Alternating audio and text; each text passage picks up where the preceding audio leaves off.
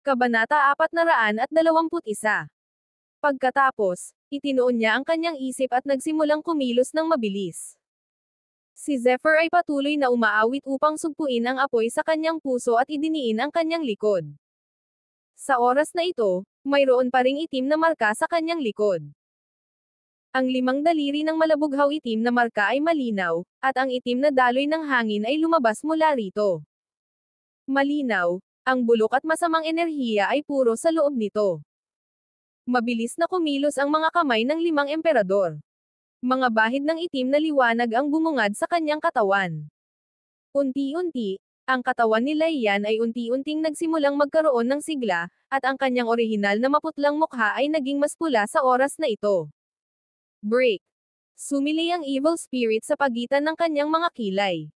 Sa wakas, sa katawan ni Lei Yan, ang huling masamang enerhiya ay nagsimula ring umatras ng hakbang-hakbang. Napigilan ito ng kapangyarihan ng evil eliminating power ni Zephyr sa isang iglap, at sa mahinang dagandong. Kaagad, ang divine energy ay sumabog. Ang Phantoms of the Five Emperors ay nagbigay ng makapangyarihang kapangyarihan. Sa isang iglap, ang huling masamang enerhiya ay napigilan sa kawalan. Hihingal. Ang pagkonsumo ng Zephyr sa kamay ng 5 emperador ay napakabigat na hindi niya napigil ang malagutan ng hininga. Phew! Gayunpaman, bago pa makahinga ng ilang sandali si Zephyr, sa susunod na sandali, isang mabangong hangin na may maalab na amoy ang sumugod sa kanya. Ang katawan ni Lei Yan ay napuno ng walang katapusang nagninangas na liwanag at ang kanyang malakas na aura ay umikot. Ang multo ng kanyang sandata ay kumikislap at ang dugo ng kanyang apoy na demonyong kawal ay pinakawalan sa kanyang pinakamataas. Nakalok ang kanyang layunin sa pagpatay sa katawan ni Zephyr. Zephyr! How dare you touch my body? Go to hell! Malamig na liwanag ang sumilay sa maganda niyang mga mata. Walang false killing intent dito. Papatayin talaga siya ng babaeng ito.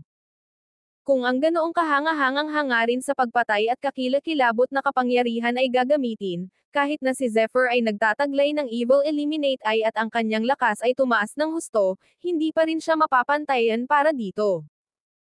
Gayunpaman, nang si Lei Yan ay susugod na, ang kanyang maselang katawan ay gumalaw saglit, at ang kanyang aura ay agad na nawala, at siya ay talagang bumagsak sa lupa.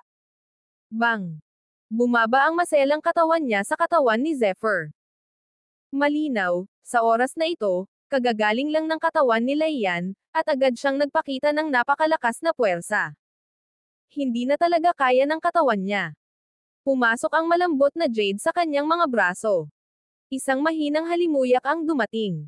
Dilat na dilat ang magagandang mata niya. Hindi makapaniwalang tumingin siya kay Zephyr. Zephyr! Isang matalim na dagandong ang pinakawalan ni Lei Yan. Dilat na dilat ang hugis almond niyang mga mata at parang gusto niyang kagatin si Zephyr hanggang mamatay. Ikaw mismo ang tumalon. Reklamo ni Zephyr. Nililigawan mo si kamatayan. Habang winawagayway niya ang kanyang malajade na mga kamay, tatamaan na sana ni Lei Yan si Zephyr, ngunit ang kanyang katawan ay malota at walang kapangyarihan, at hindi niya makontrol ang kanyang sariling tunay na enerhiya. Naibuka na lamang niya ang kanyang bibig at napakagat si Zephyr. Lalabanan kita hanggang kamatayan. Ah! Mabangis na kumagat ang maliit na bibig ni Lei Yan sa balikat ni Zephyr. Masasabing ginamit niya ang lahat ng kanyang lakas. Malakas man ang katawan ni Zephyr ay napasigaw pa rin siya sa sakit. Isa ka bang aso? Halatang sinusubukan ni Zephyr na iligtas si Lei Yan, pero ganito ang trato sa kanya. Hindi niya maiwasang magalit. How dare you do such a frivolous thing to me? How dare you? Malakas na sigaw ni Lei Yan. Huwag mo akong pilitin. Pinipigilan ni Zephyr. Ngayon, mamatay ka o mamatay ako. Puno ng kumpiyansa ang boses ni Lei Yan. Habang nagsasalita ay bamuka ulit ang bibig niya at kinagat si Zephyr. Ang isang tigre ay hindi nagpapakita ng kanyang kapangyarihan. Sa tingin mo ba siya ay isang may sakit na pusa? Naalimpungatan si Zephyr at biglang gumalaw ang katawan niya. Kabanata 422. Bigla siyang tumalikod at idiniin si Lei Yan sa lupa. Biglang naging awkward ang posture ng dalawa. Umalis ka sa akin. Kumunat ang noo ni Laiyan. Biglaan. Pakiramdam. Habang mabilis na nagbabago ang kapaligiran, isang malakas na tunog ng paglusob sa hangin ang narinig ni Zephyr. Ingat ka, may tao. Bahagyang napaatras si Zephyr, tapos nagbago ang mukha niya. Ikaw ay patay na karne. Malakas niyang itinulak si Zephyr palayo. Puno ng galit ang maganda niyang mukha at malamig ang mga magagandang mata niya. Katahimikan. Bahagyang nagbago ang mukha ni Zephyr, at pagkatapos ay sinabi niya kay Laiyan. Boom! Isang marahas na tunog ang bumasag sa hangin at nagmamadaling pumunta sa kanila, na parang may 10,000 pag-atake. Napakalakas.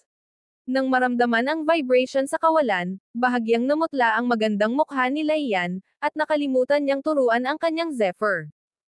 Sa pag-asa sa kanyang makapangyarihang kaharian, mas malinaw niyang alam kung ano ang ibig sabihin ng pagbabago-bagong ito.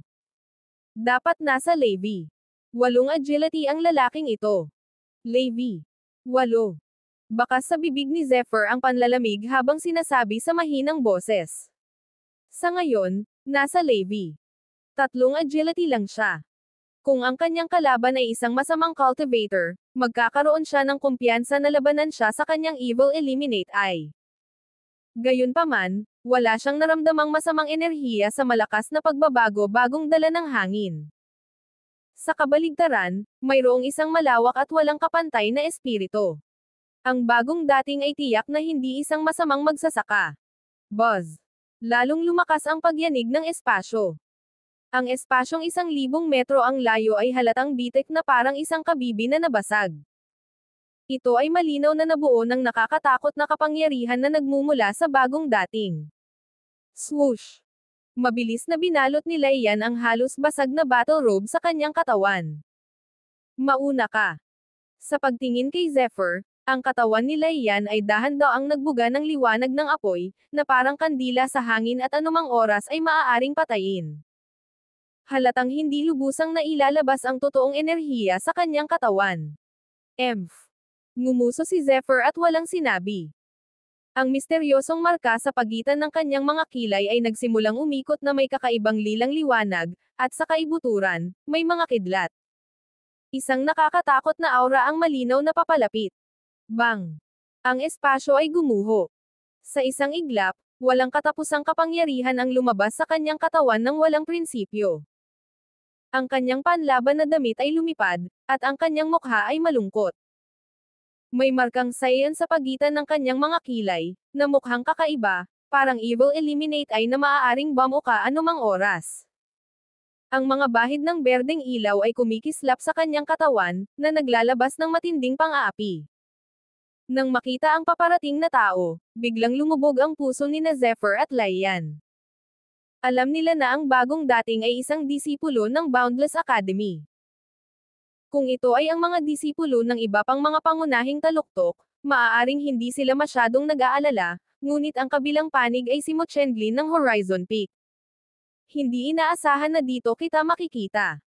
Isang bakas ng ngiti ang lumitaw sa malungkot na mukha ni Mo Chenglin. Gayunpaman, may malalim na lamig sa kanyang ngiti. Ang kanyang mga mata ay tumingin ng mabangis kay Laiyan, at pagkatapos ay isang mapagmataas na arko ang lumitaw sa sulok ng kanyang bibig. Laiyan, mukhang grabe ang sugat mo. It's none of your business. Kung gusto mo akong awayin, I don't mind fulfilling your request. Kabanata 423. Ganun ba? Sa una, bahagyang nagbago ang mukha ni Mo Chenglin, at nagpakita siya ng kahinahinalang tingin. Ngunit matapos tingnan ang mabangis na mukha, ang hinala sa kanyang mukha ay biglang napalitan ng tuwa. Kung ganoon, gusto ko talagang matutunan ang lakas ng unang disipulo ng Oriental Peak. Matagal na akong nahuhumaling sa iyo, ngunit hindi ko inaasahan na masusubok ko ng personal ang lasa ng unang disipulo ng Oriental Peak. Ang swerte talaga. Habang nagsasalita siya, ang mga mata ni Mo Chenglin ay nagsimulang tumingin sa katawan ni Laiyan. Maya't maya ay may matako na liwanag sa kanyang mga mata. Naghahanap ka ng kamatayan. Klang. Nagkaroon ng friction sound ng mga armas. Kaagad, Isang nagninangas na liwanag ang kumikislap habang ang isang banal na sibat ay lumitaw sa malajade na kamay ni Laiyan. Bahagyang lumitaw ang banal na sibat, at isang parang apoy na liwanag ang lumalamon at humihinga. Ha ha ha! Ako ba? Lalong naging halata ang lamig sa mukha ni Mo Chenglin. Laiyan, matagal na akong nahuhumaling sayo. Bakit hindi kita pwedeng ligawan habang kasama mo si Zephyr? Lalong naging kakaiba ang kanyang mga mata habang marahas na nakatitig sa katawan ni Laiyan. Ang kanyang ekspresyon ay parang gusto niyang pilitin na lumunin si Laiyan. You should know who I am. If you dare to touch me, hindi ka makakatakas. Nakalok ang sibat ni Laiyan kay Mo Chenglin habang siya ay sumisigaw. Ang mga salita ni Laiyan ay tila may dalang nakakatakot na pagpigil. Sa ilang sandali, hindi alam ni Mo Chenglin kung paano aatake. Gayunpaman, malinaw na gustong labagin ni Mo Chenglin si Laiyan sa mahabang panahon. Sa wakas, kumislap ang kanyang mga mata sa isang mabangis na liwanag. In this underground world, you should not try to use this to threat me. No, you shouldn't be called Laiyan. It seems that you should be called as Princess, his fiancé, right? Pagkasabi niya noon ay hindi na napigilan ni Zephyr na bahagyang sumimangot. Prinsesa. Ang mga asawa lamang ng mga maharlikang inapo ang kwalipikadong tawaging prinsesa. Hindi kaya ang Laiyan na ito ay isang imperial na prinsesa? Dahil alam mo ang aking pagkatao, dapat mong malaman kung ano ang aking inaasahan. Isang bakas ng lamig ang sumalubong sa magandang mukha ni Laiyan habang sumisigaw ito sa mahinang boses. Ha ha ha. Matapos marinig ang mga salitang ito, hindi lamang si Mo Chenglin ay hindi nagpakita ng anumang takot, ngunit siya ay naging mas mayabang. Isang berdeng ilaw ang patuloy na kumikislap sa kanyang katawan. Ang taong pinagkakatiwalaan mo ay talagang napakakapangyarihan. Bilang kasintahan ng Crown Prince ng Phoenix Empire, nagtataglay ka rin ng kwalipikasyon para banta ako. Gayunpaman, kahit na kinoronahan ka na bilang imperial na prinsesa ng Phoenix Empire, nakalimutan mo pa rin ang isang bagay. Ito ang mundo sa ilalim ng lupa. Gaano man kalakas ang iyong katayuan, hanggat papatayin kita ng lahat, kahit na ang paglilipat na ito ay hindi ko malalaman ang tungkol sa iyong katawan. Sisihin ang masasamang magsasaka. Pagkasabi niya noon ay biglang nagbago ang magandang mukha ni Laiyan. Phoenix Empire. Bahagyang naantig si Zephyr. Bagamat wala siyang iniisip tungkol kay Laiyan. Gayunpaman, medyo hindi pa rin siya komportable. Siya ay napakalinaw tungkol sa pinagmulan ng Phoenix Empire. Ang Phoenix Empire ay mas malaki kaysa sa Ahi Dynasty. Kahit 10 dinastiya ng Ahi ay hindi kasing lakas ng Phoenix Empire. Sinasabing ang kahalili ng Phoenix Empire ay mayroong ancient draconic bloodline ng three-legged golden crow. Kabanata 424. Masasabing ang estado ay itinatag sa pamamagitan ng martial arts. Sa makatuwid, ang Phoenix Empire ay mas katulad ng isang higanteng The Academy kaysa sa isang imperyo. Kahit na ang Boundless Academy ay bahagyang mas mahina kaysa sa Phoenix Empire. Bukod dito, ang Phoenix Empire ay napakalapit sa maraming The Academies. Masasabing ang tunay na lakas at kapangyarihan ng Phoenix Empire ay ganap na lampas sa Boundless Academy. At, biglang nagbago ang mukha ni Mo Chenglin, at ang kanyang ekspresyon ay naging mas mapagmataas. Dahil may ginawa kang kaiya-hiya kay Zephyr, qualified siyang makipaglaro sa'yo. Ganun din ako. Sa oras na ito, hindi lamang ang mga damit ni Laiyan ang magulo, ngunit ang kanyang balat ay bahagyang nakikita, at siya ay malubhang nasugatan sa oras na ito. Sa mukha ng napakagandang babae, walang lalaking makakatanggi sa kanya. Normal para kay Mo Chenglin na magkaroon ng ganoong pag-iisip. Ngayon, Jay Laiyan, may nararamdaman na ako sa'yo. Habang nagsasalita siya, ang ekspresyon ni Mo Chenglin ay naging mas umaasa at mapagmataas. Swoosh! Nang si Mo Chenglin ay hahakbang pasulong, isang figure ang tumayo sa harap ni Laiyan. Si Zephyr iyon. Zephyr, nakalimutan na kita. Well, haharapin muna kita. Ikaw. Pumasok ka sa kuweba at magtago. Hindi sinagot ni Zephyr ang tanong ni Mo Chenglin. Nakatalikod kay Laiyan, mahinang sabi niya. Zephyr, hindi pa ako tapos sayo. Pumunta ka. Biglang tumalikod si Zephyr at umungol kay Laiyan. Isang malamig na liwanag ang kumikislap sa kanyang mga mata na parang phoenix, at nagkaroon ng magandang momentum sa paligid nila. Si Laiyan, na noon pa man ay walang takot, ay hindi napigil ang umatras sa ilalim ng malakas na momentum ni Zephyr. Sa pagkakataong ito, kinilig si Zephyr. How dare you talk to me like that? Hindi napigilan ang sarili, umungal si Laiyan gayunpaman, kulang siya sa tiwala. Pumasok ka at hintayin mo akong bumalik. Ginalaw ni Zephyr ang kanyang swerte at direktang itinulak si Laiyan sa kuweba sa isang tabi. Sok! Sok! Sok! Zephyr, you are really a strange brat. I am also incomparably curious about you. Kung dati, siguradong interesado akong pag-aralan ka. Pero, ngayon, hindi na ako makapaghintay na matikman kung gaano siya kasarap. Ikaw. Ikaw lang. Biglang gumalaw si Zephyr. Thunderfoot. Swoosh. Biglang nag-flash out ang figure ni Zephyr. Ang Evil Eliminate ay sa pagitan ng kanyang mga kilay ay kumikislap, at ang mga bahid ng kidlat ay mabilis na umikot. Thunderblade. Napunit ang kawalan. Isang malaking talam ng kulog, na may nakakatakot na mga electric arc at ningning ng kidlat, ay mabilis na sumugod patungo kay Mo Chenglin. Emph. Sa pagtingin sa nakakatakot na kidlat, agad na bumantong hininga si Mo Chenglin. Nakatayo siya doon, hindi umiiwas o umiiwas. Mabilis na gumawa ng cyan handprint ang kanyang 5 daliri at tinadtad patungo sa kidlat. Boom! Kasunod ng nakakatakot na banggaan ng dalawa. 2 bakas ng banggaan ang mabilis na lumitaw sa kalawakan, at kasama ang bakas na ito bilang sentro, sila ay mabilis at baliw na lumawak sa magkabilang panig. Ang pakiramdam. Ang berdeng handprint ay pantay na tugma sa harap ng talam ng kidlat. Ngunit sa sumunod na sandali, nawala ang figure ni Zephyr. Tibak ng kidlat. Itinaas niya ang kanyang mahabang espada. Ang bilis ng Zephyr ay hindi kapani-paniwalang mabilis. Ang kanyang kakayahan sa pakikipaglaban ay tila sumailalim sa isang pagbabago at mabilis na umunlad sa pinakamataas na estado. Mabilis, mabilis, mabilis. 100 metro. 10 metro. Sa isang iglap, na parang sa isang kisap mata, hinawakan ni Zephyr ang isang mahabang espada sa kanyang kamay at nilaslas patungo kay Mo Chenglin. Ano?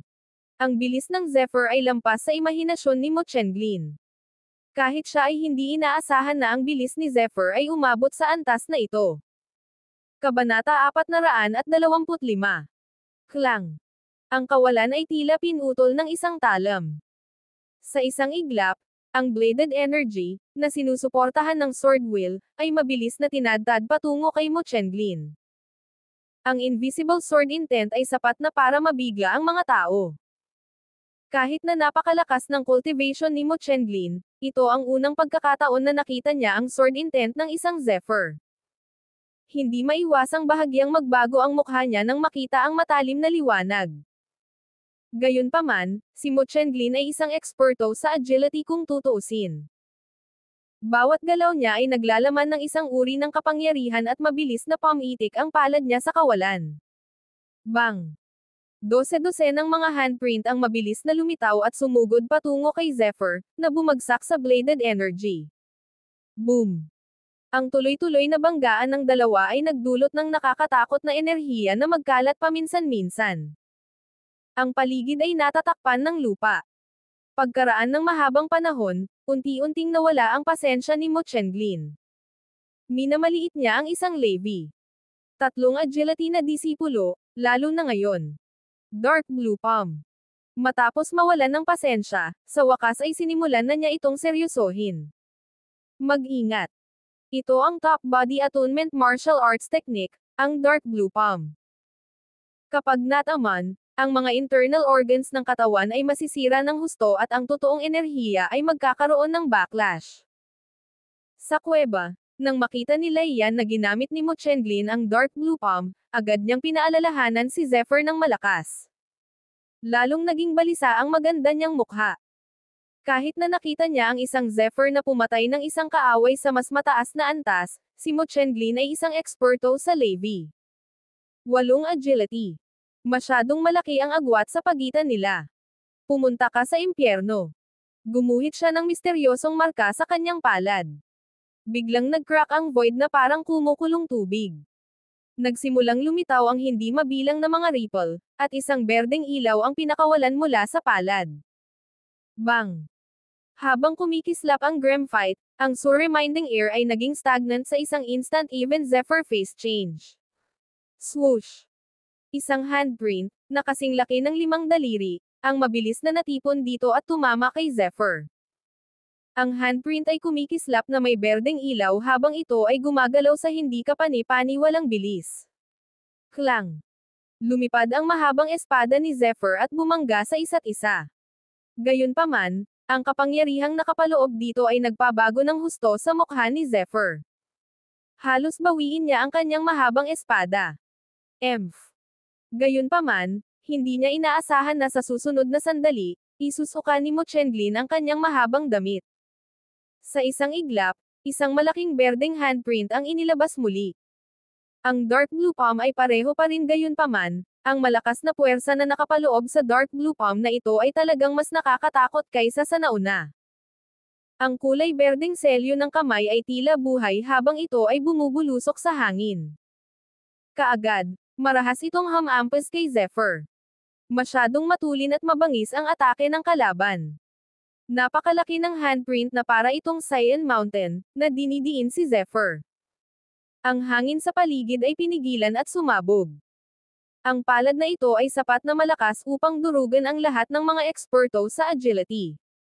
Malaki ang tiwala ni Mo Chenglin na kahit ang isang Levi 8 agility expert ay hindi maglalakas loob na tanggapin ang suntok na ito ng madali, lalo pa ang isang Levi 3 agility expert. Basag. Tatama na sana sa kanya ang palad. Sa hindi inaasahang pagkakataon, may lumitaw na figure sa likod ng puntod. Bago niya iwagayway ang kanyang kamay, tahimik siyang sumugod sa kanyang kalaban na may malakas na puwersa. Ano? May tao sa likod ko. Paano siya makikita sa likod ko sa ganoong kalayuan? Sa oras na ito, bago pa mabigla si Mo Chenglin, ang kanyang dark blue palm, na hindi pa ganap na pumutok, ay biglang dumaan kay Zephyr at direktang hamampas sa kanyang likuran. Kabanata 426. Boom! Isang figure ang agad na tinamaan sa kanya at naging kawalan, ngunit wala man lang kahit isang patak ng dugo. Sino nandyan? Biglang nagbago ang mukha ni Mo Chenglin, ngunit nag-react siya sa isang iglap. Gayunpaman, huli na ang lahat. Isang malamig na boses ang narinig sa kanyang tainga. Kasanayan sa lightning sword. Whoosh! Kapansin-pansing nagbago ang mukha ni Mo Chenglin. Hindi niya inaasahan na ganoon kabilis ang pag-atake ni Zephyr. Gayunpaman, gaano man kabilis ang pag-iwas niya, isang bahid ng bladed na enerhiya ang dumampi sa kanyang pisngi. Sa pagdaloy ng dugo, ang mukha ni Mo Chenglin ay biglang naging sobrang pangit. Bagamat ang kanyang mukha ay natangay lamang ng malamig na liwanag mula sa bladed energy, masakit pa rin ang kalahati ng kanyang mukha. Pagtingin kay Zephyr, biglang naging mabangis ang mukha nito. Ang kakilakilabot na layunin ng pagpatay sa kaibuturan ng kanyang mga mata ay halos mabuo sa sangkap. Ha! Hingal na hingal si Zephyr. Sa laban, halos ginamit niya ang lahat ng kanyang kakayahan. Tanging ang kapangyarihan ng kaliskis ng dragon at ang lightning spear ang hindi ginamit. Ito ang kanyang pinakamalaking pag-asa. Ngayon lang, kasama ang winged serpent clone bilang pundasyon, sinadya niyang maakit ang atensyon ni Mo Chenglin. Sinubukan niyang patayin ang kalaban gamit ang bladed energy, ngunit hindi niya inaasahan na napakatuso ng taong ito. Ang bilis ng kanyang reaksyon ay kamangha-mangha, at umiwas siya sa isang iglap. Buzz! Klang! Dahan-dahan niyang hinawakan ang longsword at mabilis na nag-overlap ang 5 kaliskis ng dragon sa katawan niya. Ang 5 anino ng dragon ay mabilis na gumuhit ng isang mabangis na arco sa kanilang mga katawan. Sila ay umungal at ibinuhos ang lahat ng kanilang kapangyarihan sa Draken. Buzz! Biglang kumidlat ang kidlat, at naririnig ang dagandong ng dragon. Ang boses na iyon ay walang katulad na sagrado, na para bang may Diyos na umaawit nito. Ang Thunder Emperor ay umungal habang ang mga alon ng mapanirang aura ay natipon sa isang punto. Tila nakipag-ugnayan sa langit ang mga paikot-ikot na layunin ng espada at na-activate. Dahil sa nakakatakot na momentum na iyon, bahagyang nagbago ang mukha ni Mo Chenglin. Sa ganitong uri ng momentum, naantig pa siya. Bagamat hindi siya kayang patayin ni Zephyr, nagdulot pa rin siya ng nakakatakot na banta. Yung figure kanina parang avatar niya. Halatang maraming sikreto si Zephyr. Kung bibigyan pa siya ng oras, siguradong banta niya ako. Kailangan ko siyang patayin ngayon. Sa isang sulyap ay nakita ni Zephyr ang layunin ng pagpatay sa mga mata ng kabilang partido, at biglang kumirot ang kanyang puso.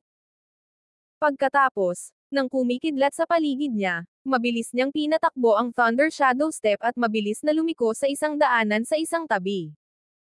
Kung may lakas ka ng loob, sumunod ka sa akin. Bastos. Hindi niya inaasahan na tatakbo si Zephyr ng ligaw sa mga oras na ito, ngunit malinaw niyang napagtanto na ang kakilakilabot na potensyal ng Zephyr staying here ay tiyak na banta sa kanya. At saka, kung nabubuhay pa si Zephyr, hindi niya magagawang labagin si Laiyan. Walang awa niyang tiningnan ang Laiyan sa loob ng kuweba. Pagkatapos matako na tumingin sa paligid ng kanyang magandang kaibig-ibig na katawan, siya ay marahas na tumawa. Laiyan, tutuloy tayo pagkatapos kong tapusin yang brat na yan. Bang! Sa sandaling tumuntong siya sa lupa, na may bahagyang berdeng ilaw sa kanyang figure, mabilis na hinabol ni Mo Chenglin si Zephyr. Ang batang ito. Habang mabilis na tumakbo si Zephyr, hindi nagtagal ay naramdaman niya ang isang malakas at walang kapantay na momentum na nakalok sa kanya na parang isang demonyong Diyos. Nakaramdam siya ng pagsabog ng saya sa kanyang puso. Si Mo Chenglin ay talagang maislan. O sa halip, siya ay isang maingat na tao. Kung hindi niya ito papatayin, hindi niya haharapin si Laiyan. Kabanata 427. Zephyr, hindi ka makakatakas. Sa likod niya, may nakakalokong dagandong. Buzz. Mabilis na tumama ang ilang mga palm print. Ang mga print ng palad, na may berdeng ilaw, ay nakakatakot. Ito ay tulad ng maraming Saiyan Mountains. Ang napakatinding pressure ay direktang nabasag ang espasyo sa likod ni Zephyr. Maging si Zephyr, na mabilis na tumatakbo sa unahan, ay hindi napigil ang baguhin ang kanyang mukha. Bumilis ang Thunderfoot, at ang buong katawan niya ay parang kidlat na tumatakbo ng napakabilis, ngunit medyo nataman pa rin siya ng puwersa sa likuran niya. Emph! Ramdam na ramdam ni Zephyr ang matinding pananakit ng kanyang likod, hindi napigilan ni Zephyr Khan na mapasinghap at lumingon. Itinaas niya ang kanyang mahabang espada. Lumipad siya pabalik at mabilis na nagsagawa ng daan-daang lightning sword skill. Nanginginig ang bladed energy at ang talon ay nagpakawala ng mahabang sigaw. Sa ilalim ng suporta ng sword intent, ang halos nasa salat na bladed na enerhiya ay patuloy na nagriring, at ito ay talagang pinagsama sa isang kakilakilabot na mundo ng bladed na enerhiya. Klang! Ang Draken ay umindayog ng marahas, at ang kapangyarihan ng kaliskis ng dragon sa kanyang katawan ay ganap na sumabog. Sa isang iglap, 4 na sinaunang simbolo ang lumitaw na ang dulo ng espada ang sentro. May isang uri ng aura ng dragon na nag-criss-cross sa isa't isa. Parang kumakalat ang mga alon ng dragon. Bagaman napakahirap lumaban sa gayong makapangyarihang martial artist na si Zephyr ay lalong bumuti. Lalo na ang paggamit ng 5 kaliskis ng dragon sa kanyang katawan. Pumunta ka. Sa isang iglap. Sa ilalim ng alon ni Zephyr, ang bladed energy world ay parang storen, na nagmamadali patungo sa Mo Chenglin. Ang bawat isa sa siksik na bladed na enerhiya ay nagdadala ng kapangyarihan na 10 o kahit 100 beses na mas nakakatakot kaysa sa ordinaryong bladed na enerhiya. Sa sobrang dami nila, maging ang mukha ni Mo Chenglin ay hindi maiwasang magbago. Galit na sigaw niya. Zephyr! Nililigawan mo si kamatayan. Boom! Marahas niyang iwinagayway ang kamay. Habang ang parang bundok na cyan palm print sa harap ay nabasag ng bladed energy, gumawa siya ng isa pang cyan mark sa kanyang kamay. Madilim na asol na kamay. Ang madilim na asol ay konektado sa kalangitan na may dakilang kamahalan. Ang cyan mark na ito ay malinaw na nagdadala ng isang mahusay na kapangyarihan, tulad ng gilid ng kalangitan. Ang marka ay kumulo at nabuo ang isang malaking cyan na kamay. Sa walang katapusang mapanirang kapangyarihan, bumangga ito sa bladed energy world ni Zephyr Khan. Boom! Ang bladed energy world ay gumuho, at isang malakas na puwersa ang agad na sumugod kay Zephyr. Oops! Parang kidlat ang isip ni Zephyr. Ang nagmamadaling paggalaw ng figure ay direktang piniling tumakas. Gayunpaman, may nakakatakot na puwersa pa rin ang tumama sa kanyang katawan. Agad na parang bumagsak ang kanyang mga laman loob. Isang nakakatakot na sakit ang mabilis na kumalat sa buong katawan niya. Sa sumunod na sandali, bumulwak ang isang bibig ng dugo. Sa walang katulad na kalupitan sa mukha ni Mo Chenglin, muling pinigilan ng Dark Blue Hand si Zephyr. Ang Dark Blue Hand na ito ay isang supreme martial arts technique na malapit sa lower body attunement. Zephyr, dead meat ka. Habang pasuray-suray ang kanyang figure ay biglang bumilis ang kanyang Zephyr. Sa pagkakataong ito, pakiramdam niya ay kumukulo ang sarili niyang dugo. Nakaramdam siya ng matinding kirot, para bang mapunit ang kanyang laman.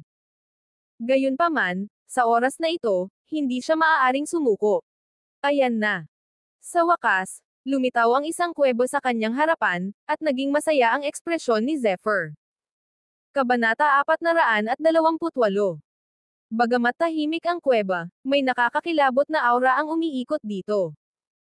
Ang mga bagay na mas masama kaysa sa kasamaan ay naroon. Naroon ang Nightmare Spirit. Ang hindi kumpletong ron sa katawan ni Zephyr ay hindi ganap na nilamon ang mga Nightmare Spirit na ito. Ang kapalaran ay nakasulat sa lahat ng paraan. Ito ay tiyak na dahil mayroon pa ring maliit na bahagi ng Nightmare Spirit na natitira dito kaya ito ay naging isang pagkakataon na mabuhay para kay Zephyr. Swoosh! Nang walang pag-aalinlangan, agad na pumasok si Zephyr.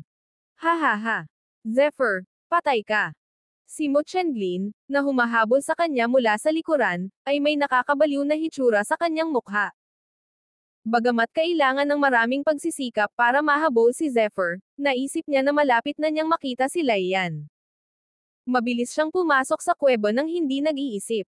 Dati, pakiramdam niya ay may mali dito.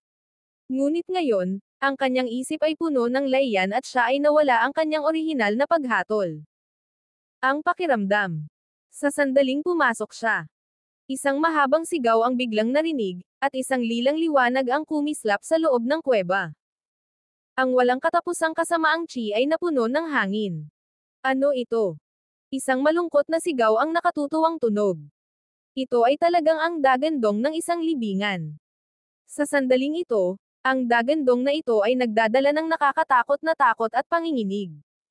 Tanga! Kung makakapasok ako pwede ba? Isang malamig na boses ang sumagot sa kanya sa pagkakataong ito. Ito ay mula kay Zephyr. Si Zephyr Khan ay nanunuya kay Mo Chenglin. Nakatayo sa malalim na kuweba. Ang Evil Eliminate ay sa pagitan ng kanyang mga kilay ay naglabas ng maraming sinag ng kapangyarihan upang protektahan ang kanyang buong katawan. Kahit na ang Nightmare Spirit dito ay nagtataglay ng isang nakakatakot na lakas, hindi ito nang ahas na gumawa ng kahit kaunting kakaibang paggalaw pagkatapos maramdaman ang aura na ibinubuga mula sa Evil Eliminate ay. Sa kabaligtaran, ang Nightmare Spirit ay hindi natatakot kay Mo Chenglin. Matapos lumitaw si Mo Chenglin, agad nila siyang pinalibutan na parang mga gutom na lobo na sumusubo sa pagkain. Kahit na ang kaunting bakas ng Nightmare Spirit ay sapat na upang magdulot ng nakamamatay na epekto. Kahit na ang isang dalubhasa sa espiritu ay hindi makalaban, lalo pa ang isang kabaong. Damn it, Zephyr, how dare you scheme against me? Sumabog ang totoong enerhiya sa kanyang katawan. Si Mo Chenglin ay umungal at sinubukang agawin si Zephyr. Gayunpaman, sa sandaling ito, ang Nightmare Spirit ay galit na humawak sa kabilang partido. Magwala ka. Bagamat naramdaman ni Mo Chenglin na ang mga ghost spirit na ito ay lubhang kakilakilabot, hindi niya ito isinapuso. Ang totoong enerhiya sa kanyang katawan ay nakakalat at agad na nagpadala ng malakas na puwersa. Lumawak ang enerhiya sa kanyang katawan. For a time, para siyang dragon na natutulog, umuungal. Isang malakas na enerhiya na yumanig sa espasyo, ngunit ang malakas na enerhiyang ito ay malinaw na walang epekto sa Nightmare Spirit. Ang pinakamalakas na bahagi ng Nightmare Spirit ay hindi ito mamamatay. Karamihan sa enerhiya nito ay hindi nakamamatay sa kanila. Sa isang iglap, ang kapangyarihan ng libingan ay ganap na tumagos sa kanilang mga katawan at naging walang silbi. Paano ito posible? Pagtingin kay Zephyr sa tapat niya, si Mo Chenglin ay nagpakawala ng matinis na dagandong. Gayunpaman, habang ang mga makamulto na espiritu ay mabilis na umaalingaw-ngaw, ang kanyang mukha ay naging pangit. Hindi. Ano ito? Boom! Lahat ng nightmare spirits ay nagsimulang kumulo at lumunin ang kanyang kaluluwa na parang mga gutom na lobo. Kabanata 429. Sandali lang naman. Si Mo Chenglin ay ganap na nawala ang kanyang sigla. Ang kanyang buong katawan ay bumagsak ng mahina, at ang kanyang kaluluwa ay ganap na nilamon. Bagamat nakakuha pa siya ng katawan, wala siyang kaluluwa. Maaari lamang itong ituring na isang vampira nang walang anumang kakayahan sa pakikipaglaban. Gayunpaman, bahagyang gumalaw ang daliri ni Zephyr at direktang nabasag ang kanyang pisikal na katawan. Iyon lang ang pagkakataong mabuhay. Maya-maya, may nakita siyang storage pouch. Off. Nang bahagya siyang bumangon ay nakaramdam siya ng matinding sakit sa kanyang katawan. Isang subo ng dugo ang bumulwak ng hindi mapigilan. Kahit na ang katawan ni Zephyr ay napakalakas, hindi niya nakayanan ang maraming pag-atake mula kay Mo Chenglin. Kailangan kong magpahinga kaagad kung hindi ito kakayanin ng aking pisikal na katawan. Ang dark blue palm at kamay ay lubhang nakakatakot. Ang enerhiyang taglay nito ay magdudulot ng labis na pinsala sa aking pisikal na katawan. Walang oras si Zephyr upang makita kung ano ang nasa storage pouch. Gusto lang niya agad itong linangin. Hindi. Biglang naisip ni Zephyr si Laiyan. Sa oras na ito, si Laiyan ay walang gaanong lakas sa pakikipaglaban. Ang isang ordinaryong strength martial artist ay sapat na para saktan siya. Puff. Tuloy-tuloy ang paglabas ng dugo. Gayunpaman, hindi masyadong inisip ito ni Zephyr sa oras na ito. Biglang gumalaw ang kanyang figure. Mabilis siyang sumugod sa isang tabi. Ang bilis ng Zephyr ay napakabilis, dahil may hangarin na pagpatay sa lahat ng dako sa paligid. Sa oras na ito, naramdaman na niya na sa wakas ay nagsimulang umatake ang mga nagsasaka ng Devil's Practice sa underground world. Klang! Biglang nagkaroon ng sagupaan ng mga armas. May tao dito. Habang bahagyang nagbago ang kanyang mukha, mabilis na nagdesisyon si Zephyr. Sa oras na ito, siya ay malubhang nasugatan at hindi maibigay ang kanyang tunay na lakas sa pakikipaglaban. Buzz! Itinaas niya ang kanyang mahabang espada. Ang ningning ng espada ay kumikislap, at ang 5 kaliskis ng dragon sa kanyang katawan ay tila buhay. Sa isang iglap, naglabas sila ng malawak na kapangyarihan, higit pa doon, sa kanyang bloodline. Mabilis na napuno ng kapangyarihan ng 5 kaliskis ng dragon ang Draken. Klang! Gumalaw siya gamit ang kanyang espada. Mabilis na na-activate ang Evil Eliminate Eye. Sa oras na ito, ang Evil Eliminate Eye ay may ganap na epekto ng Lightning Sense, at maging ang evolution na bersyon ng Lightning Sense. Natural, ginamit lang ni Zephyr ang Evil Eliminate Eye pagkatapos noon. Habang bumukas ang misteryosong marka sa pagitan ng kanyang mga kilay, bigla siyang sumulpot sa harap ni Zephyr. Sila na. Nag-iba ang ekspresyon ng mukha ni Zephyr nang makita ang hindi inaasahang bisita. Nang simulan niyang hanapin si Laiyan, halatang may 2 grupo ng tao sa kaliwat kanang bahagi. Sa oras na iyon, pinili niya ang kaliwang daanan. Ang nangunguna sa kaliwa ay isang lalaking mukhang butcher. Ang kanyang lakas ay kayang harapin ni Zephyr, habang ang nasa kanan ay pinamumunuan ng isang payat na lalaki na nakasuot ng itim na kulay abo na damit. Ang lakas ng kabilang partido ay isang bagay na kahit isang Zephyr ay kinatatakutan. Ngayon, ang grupo ng mga tao na nakita ni Zephyr ay eksaktong nasa kanang bahagi ng daanan. Wala sa kanila ang pinuno. Bahagyang naantig si Zephyr. Ito ay isang magandang bagay, ngunit maaaring ito rin ay isang masamang bagay. Ang maganda ay ang kanyang lakas ay sapat na malakas upang labanan ang grupong ito ng mga tao. Ang masama ay ang masamang magsasaka na nakasuot ng itim at kulay abong damit ay malamang na magtago sa dilim. Isa itong malaking banta. Kabanata 430. Patayin. Sa oras na ito, ang kabilang panig ay papalapit sa kanya. Kung siya ay pumasok sa channel, ito ay magiging maginhawa para sa kanya. Hindi na nagdalawang isip si Zephyr. Agad niyang pinaandar ang kanyang mahabang espada. Umuungol. Ang dagandong ng dragon ay kumikislap na parang dagandong ng isang Diyos. Ang lightning sword skill ay napakabilis. Sa isang iglap, ang marangel na bladed na enerhiya ay lumiwanag sa buong channel. Damn it. Sa oras na ito, nagkataong lumitaw ang grupo ng mga tao. Ang pinuno ay halatang isang boxing master. Mukha siyang seryoso at kalmado, at napakabilis ng reaksyon niya. Sa sandaling makita niya si Zephyr, pinili niyang umatake. Bang! Ang diskarte ng kamao ng attacker ay mapusok at mabangis. Ang mga anino ng kamao ay kumikislap, na parang pinipigilan ng malalaking bato. Ang buong daanan ay napapaligiran ng isang malawak na anino ng kamao. Kaya mabilis. Nagulat si Zephyr, ngunit gaano man siya kabilis, hindi siya kasing bilis ni Zephyr, na pinaghandaan. Klang! Ang liwanag ng espada ay kumikislap na parang isang malaking alon na tumatama sa buhangin. Ang sumisikat na bladed na enerhiya ay unang lumitaw sa kanyang harapan. Boom! Nagbanggaan, gamulong, at nagkawatak-watak ang enerhiya sa pagitan ng dalawa. Klang! Gumalaw si Zephyr gamit ang espada. Muli siyang naglaslas sa sobrang bilis. Puff! Umuungol. Ang 5 kaliskis ng dragon ay nanginig at inilabas ang kanilang kapangyarihan ng dragon. Ilang sandali, lumitaw ang mga ilusyon na imahe sa ulo ni Zephyr. Ang mahabang espada ay hindi lamang suportado ng sword wheel at thunderbolt. Baliw ding bumuhos dito ang kapangyarihan ng kaliskis ng dragon. Ang 5 kaliskis ng dragon ay katumbas ng kapangyarihan ng 5 Zephyr. Ang kanilang bilis at lakas ay umabot na sa limitasyon. Bang! Sa ilalim ng nagtatakang mga tingin ng fist practitioner, ang kanyang anino ng kamao ay tila agad na nabasag ng isang malakas na suntok at direktang naging kawalan. Maya-maya pa, nagsimulang umikot ang isang espada. Puff! Puff! Puff!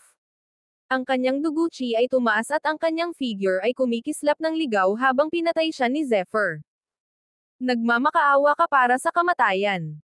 Akmang papatayin na niya ang iba pang mga tao, isang malamig na boses ang biglang lumabas. Ito ay isang lalaki na nakaitim at kulay abo na damit.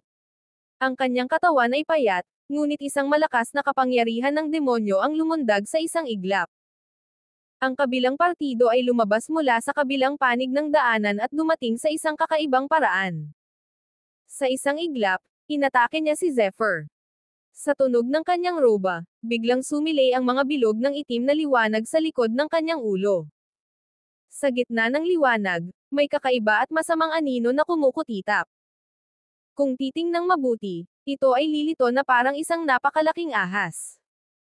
Ito ay isang kakaibang eksena na nagmula sa makapangyarihang cultivation technique ng kalaban. Isang mahabang sotset ang pinakawalan ng ahas.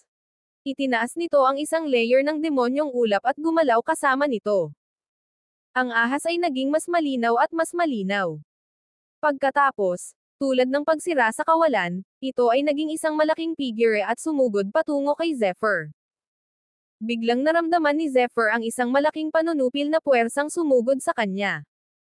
Ang panunupil na puwersa ay parang isang demonyong Diyos. Sa tulong ng kanyang 5 kaliskis ng dragon, hindi niya ito mapigilan.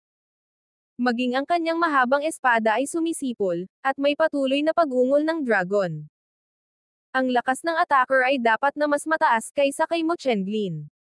Malaki ang posibilidad na naabot niya ang Levi. Siyam na agility. Evil eliminate I.